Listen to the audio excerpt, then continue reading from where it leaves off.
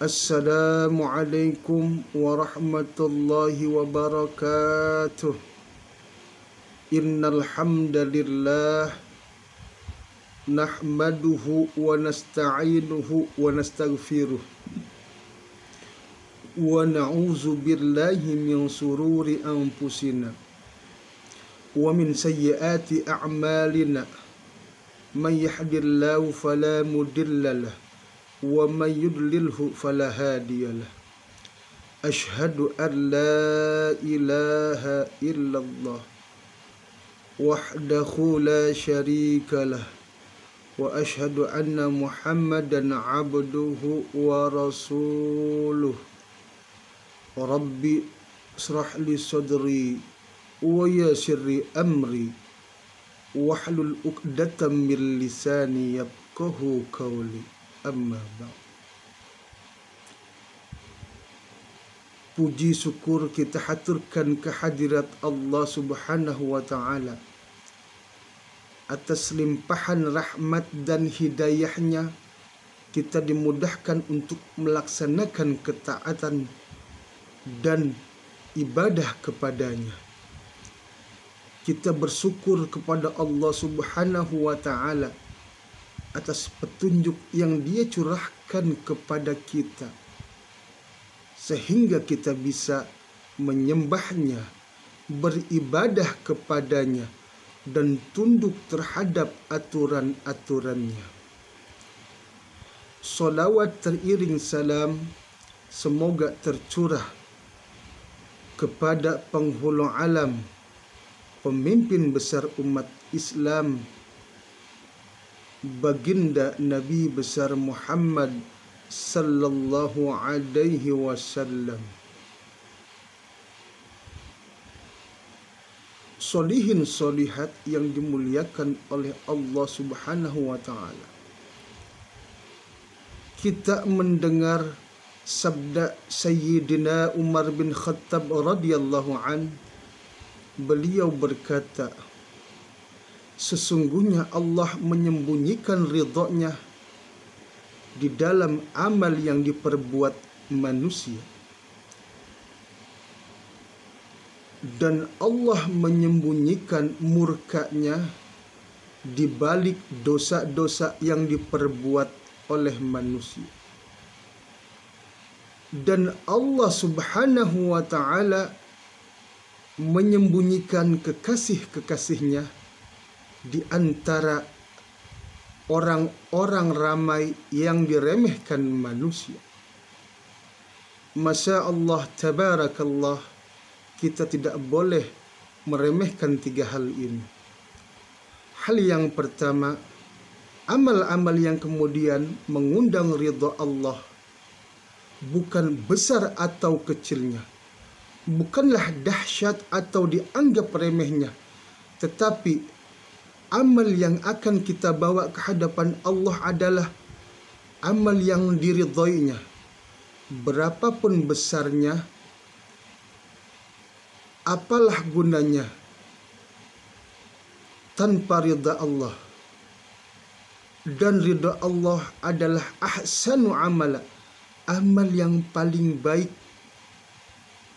yang kemudian mengikuti tuntunan Allah dan Rasulnya sallallahu alaihi wasallam.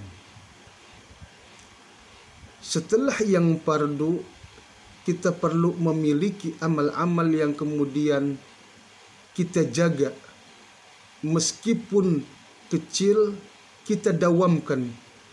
Ahabbul a'mali ilallahi adwamuha wa in qala. Amalan yang paling dicintai di sisi Allah Subhanahu wa ta'ala adalah yang paling dawam, yang terus menerus meskipun sedikit. Solihin solihat yang diberkahi oleh Allah Subhanahu wa ta'ala. Imam Abu Daud mencontohkan bagaimana beliau ketika menyeberang dengan perahu di sungai Tigris. Sudah sampai setengah jalan dan beliau bilang kepada tukang perahu, bisa tidak kita balik sebentar? Tukang perahu menjawab, kenapa? Karena ada orang yang bersin di tepian.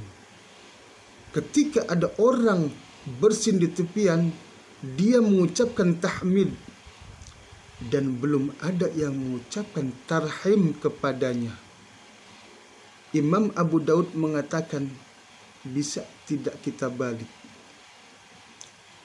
Kemudian tukang perahu tersebut itu dibayar oleh Imam Abu Daud, lalu mendayung balik, dan kemudian Imam Abu Daud mengatakan kepada orang yang bersin itu, yarhamukallah.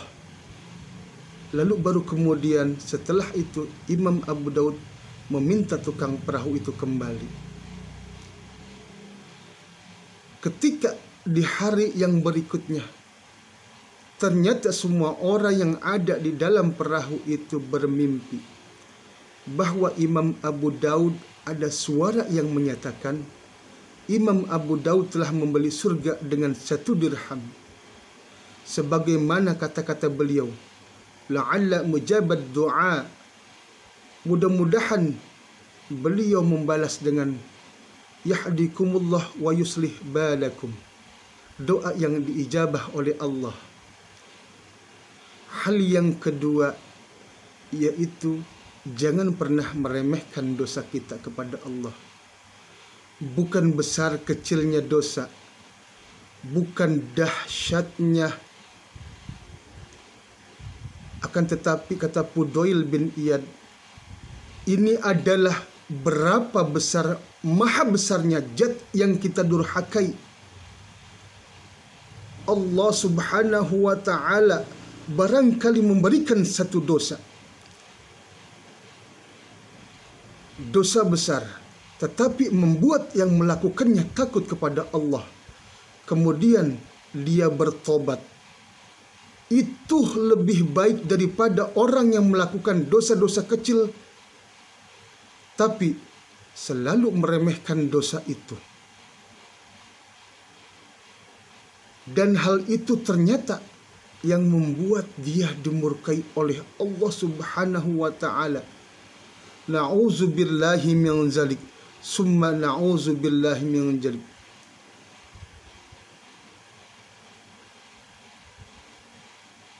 Semoga kita tidak melakukan dosa-dosa yang kecil tersebut. Hal yang ketiga yaitu jangan pernah kita meremehkan sesama manusia. Karena boleh jadi kekasih-kekasih Allah atqiyaul akhfiya, orang-orang bertakwa yang tersembunyi. Allah menyatakan, janganlah kita mengukur kemuliaan dengan harta, dengan paras, dengan nasab, keturunan, dengan kedudukan. Hanya satu-satunya adalah inna akramakum indallahi atqakum, takwa. Sayangnya Allah tidak menampakkan di dalam wajah kita